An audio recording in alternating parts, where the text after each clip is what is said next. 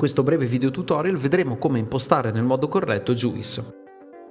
Dopo aver effettuato l'installazione, Juice comparirà nella barra multifunzione.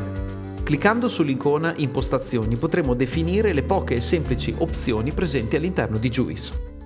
In primo luogo sarà possibile vedere l'esatta scadenza ed il tipo di licenza attivata, time per le licenze acquistate, demo per le licenze di prova. Dall'apposito menu sarà possibile modificare la lingua che vogliamo utilizzare.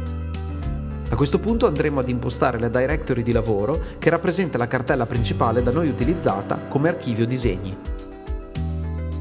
Ovviamente Juice indicizzerà anche tutte le sottocartelle, per questo motivo consigliamo di impostare solo la cartella principale.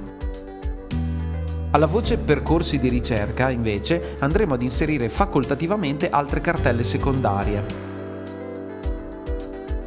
Per ultimo, alle voci estensioni 2D ed estensioni 3D possiamo impostare eventuali estensioni file che vogliamo vengano riconosciute dal sistema in fase di ricerca.